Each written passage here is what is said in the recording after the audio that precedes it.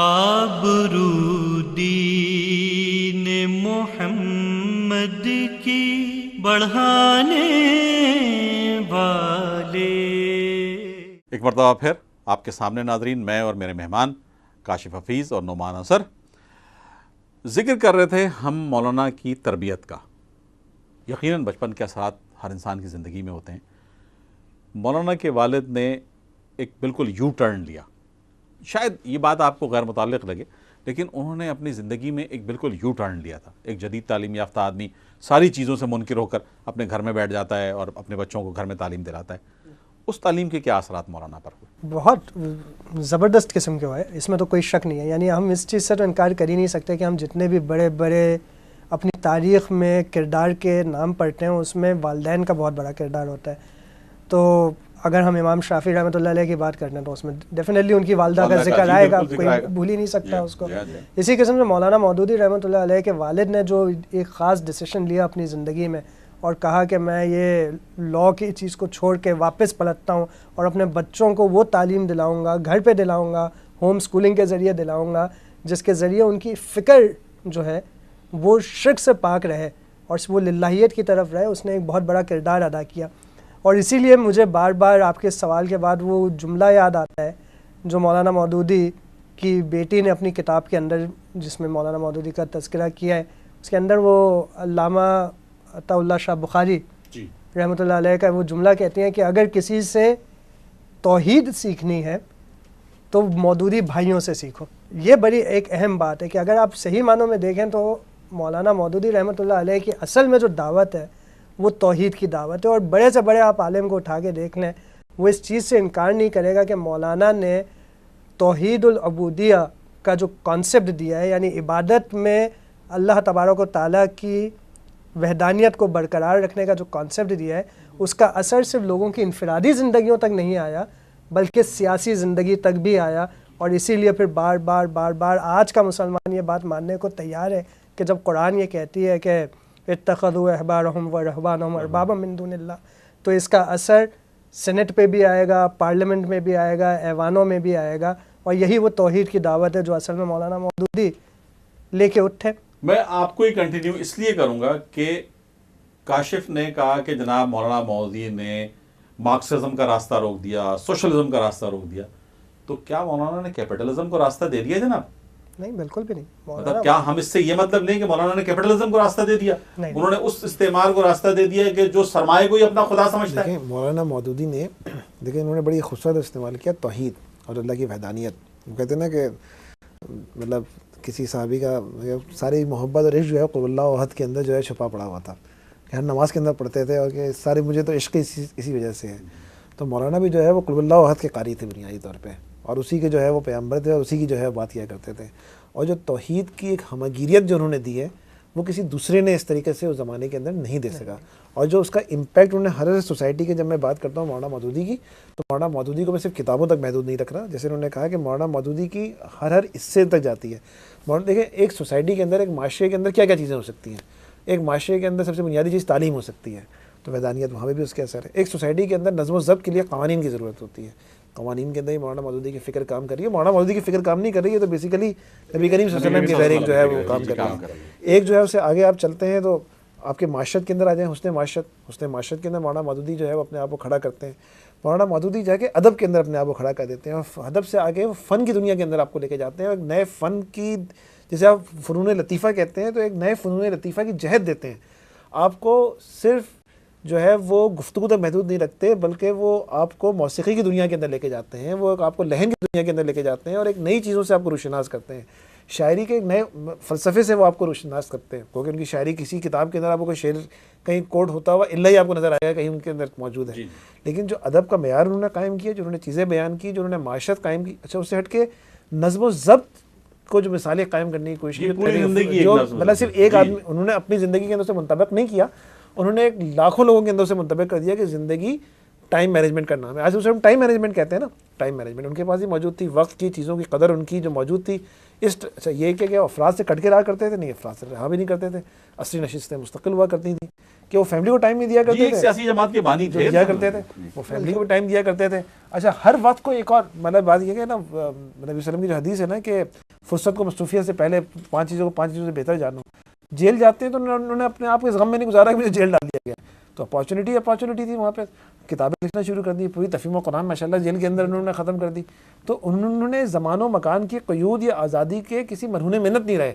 جہاں پہ جو رہے اسے قبول کیا, اس قبول کر کے اس کے اندر سے ایک نئی جہت نکال لی, اس کے اندر سے اپنا کام کا راستہ نکال لیا. اور کام کا راستہ ہمیشہ الحمدللہ ایسا رہا ہے کہ جو افراد تک پہنچا, اور افراد کے ذریعے معاشرے میں پہنچا, معاشرے کے ذریعے وہ معاشروں تک پہنچا. اور جو اس کے قائم کی ہوئی چیزیں ہیں, جیسے ہم بات کرتے ہیں کون سا ملک ایسا نہیں ہے جس کے اندر مولانا کی کتابیں ٹرانسلیٹ نہ ہوئی ہوں, یا دینیات میرے خیال میں کوئی 40 یا 45 زبانوں کے اس کے اندر زندہ زبان ہے, اس کے اندر موجود ہے, اور اس کے اثرات موجود ہیں. اور وہ اثرات جو ہے وہ پھر وہی بات ہے کہ بندے کو کھڑا کرتے ہیں اور لڑاتے ہیں. لڑانے کا مطلب یہ نہیں کہ تشدد کی کیفیت میں لے کے جاتے ہیں, اس کا مطلب ہے کہ معاشرہ چیلنج کرتا ہے ہر وہ آدمی جو کہ دین کا شعور رکھنا چاہتے ہیں. کہ دین کا شعور اور دین پہ عمل ایک الگ. میں لڑانے کی بات کی آپ سے توجہ چاہوں گا, اور اس کو ذرا اسپیشلی لڑانے کی بات اس لیے کہ ہم اسلام کا ایک ایسا بھیانک تصور دیکھتے ہیں لڑانے کے ساتھ کہ جناب ہمیں جیسے ہی ہم یہ بات کرتے ہیں, لڑانے کی بات کرتے ہیں مسلمانوں کو, تو یہ خود کچھ دھماکے اور یہ ساری چیزیں نظر آنے لگتی ہیں. مولانا مودودی نے ایسی کسی بات کی تعلیم نہیں دی. مولانا نے جو فکری حریت دی وہ ایک مروبیت سے سب سے پہلے ایک اور درجے پہ لے گئے, فکری حریت پہ لے گئے. یہ بڑا خوبصورت ورڈ ہے. اس فکری حریت کے بعد انہوں نے لوگوں سے کہا کہ دیکھو اپنے آپ کو کسی سے کمتر نہ سمجھو, اپنے آپ کو تم ایک ایسے نظام کے دائی ہو جو کہ دنیا کا سب سے سپر نظام ہے, اس کی یہ خصوصیت ہے, جب اپلائی ہوا اس میں یہ بہتریاں نکلی. اور جو لڑانے والی بات ہے وہ یہ ہے کہ میں آپ کو جا کے چیلنج کروں گا, جو تم کفر کا نظام قائم کرنے کی بات کر رہے ہو, جو تم مغرب کا نظام قائم کرنے کی بات کر رہے ہو, تم جو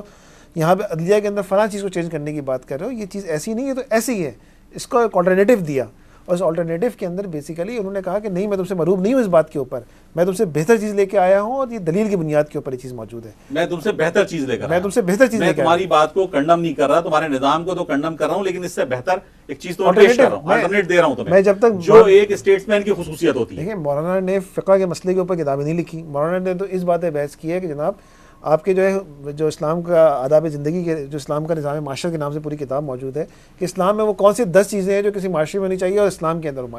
کون سا عالم دین ہے جو معاشرت میں بات کرے اس کے ریفرنس کے بغیر بات کرنے کی کوشش کرے. ایسا ہو ہی نہیں سکتا کہ اس کے ریفرنس کے بغیر بات کی ہو. مغربی تہذیب کے اوپر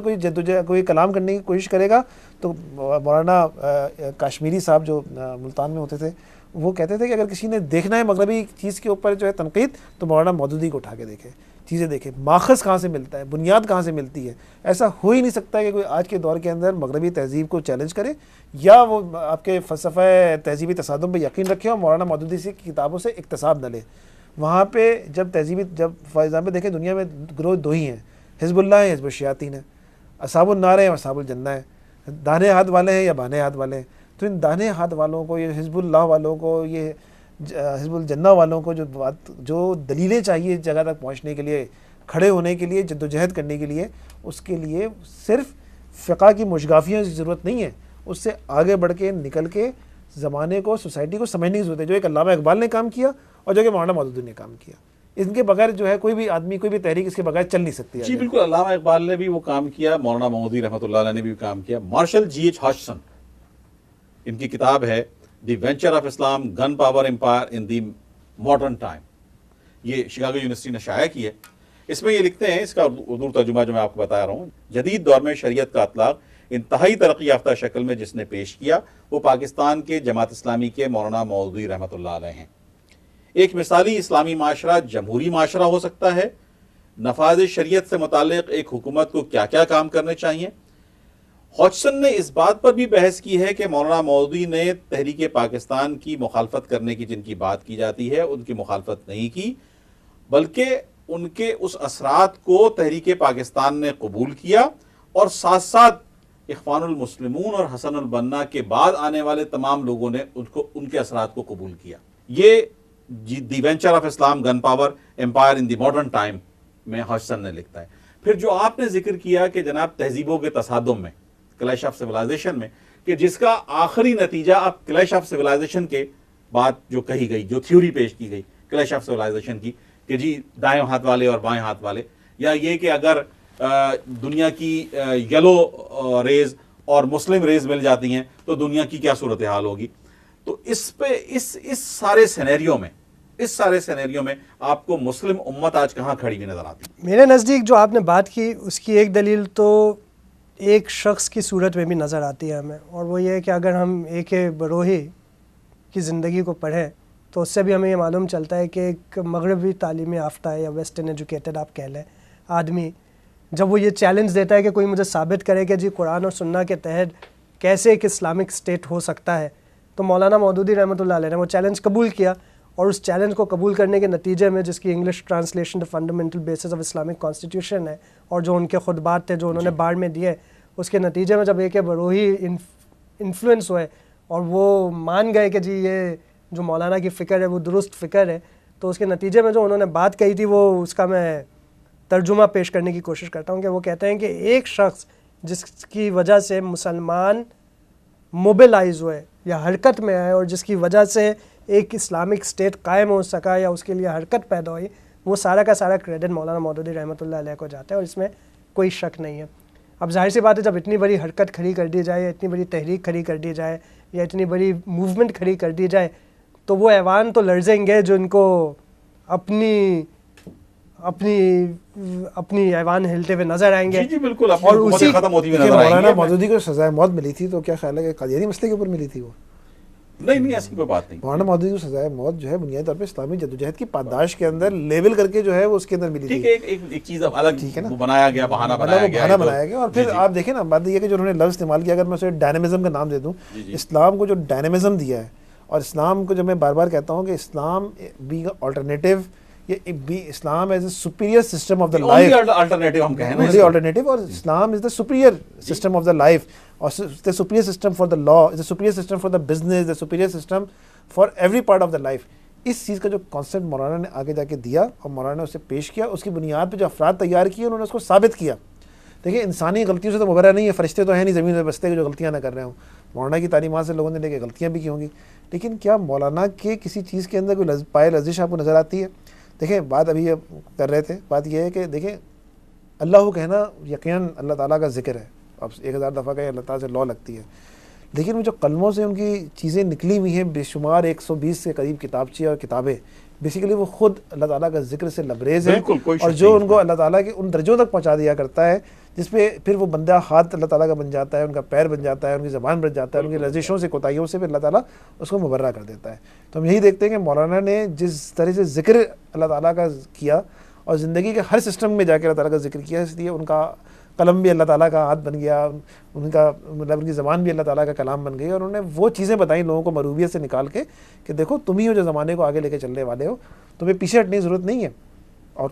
اس کے مطابق ہی بہرحال ظاہری بات ہے جہاد کے بارے میں جو مروبیت کی فضا تھی اس کو نکالنے میں مولانا مودودی کا جی مولانا نے جہاد کے بارے میں، مولانا نے ادب کے بارے میں، صحافت کے بارے میں، تاریخ کے بارے میں، سیاست کے بارے میں، معیشت اور معاشرت غرض زندگی کے ہر شعبے سے مسلمانوں کو مروبیت سے نکالا. میری اور میرے مہمانوں کی گفتگو جاری تھی. ایک جملہ آخر میں مجھے بابا اردو مولوی عبدالحق کا لکھا ہوا نظر آ گیا کہ جو چونکہ کاشف یہ بات کر رہے تھے کہ مولانا نے اردو ادب کو بھی ایک بڑا ذخیرہ فراہم کیا اور ایک بڑا رچ ذخیرہ فراہم کیا. تو بابا اردو مولوی عبدالحق نے کہا تھا کہ مولانا مودودی نے اردو زبان کو شائستگی بخشی. یہ شائستگی مولانا نے زندگی کی ہر جہت میں بخشی. ایک نظم و ضبط رکھنے والے آدمی کہ جنہوں نے مسلم معاشرے کو مروبیت کی کیفیت سے نکالا، ایک ڈائنزم کی بات کی، ایک ایسی اس کے اندر روح ہوگی کہ جو آج ہمیں زندگی کے ہر طبقے میں نظر آتی ہے، مسلمانوں کے ہر معاشرے میں نظر آتی ہے، اور انشاءاللہ یہ سفر جاری رہے گا. مولانا مودودی پہ ہمارا یہ آج کا مذاکرہ، ہماری آج کی یہ گفتگو بہت کم ہے. ایسی گفتگو ہوتی رہنی چاہیے، مولانا کا ذکر چلتے رہنا چاہیے، مولانا کے کام کا ذکر چلتے رہنا چاہیے، اس لیے کہ مولانا کا کام ہی اصل میں اس بات کی بنیاد ہے کہ ہم کس طرح سے مسلم معاشروں میں ایک انقلاب لا سکتے ہیں اور کس طرح سے ان معاشروں کو اپنی طرف متوجہ کر سکتے ہیں کہ جو مسلم معاشرے نہیں ہیں. میں اپنے دوستوں کاشف حفیظ اور نعمان اثر کا بہت شکر گزار ہوں کہ آپ دونوں یہاں تشریف لائے. انشاءاللہ ملاقات رہے گی. ناظرین آپ سے اجازت چاہتے ہیں. اللہ نگہبان. آبرو دین محمد کی بڑھانے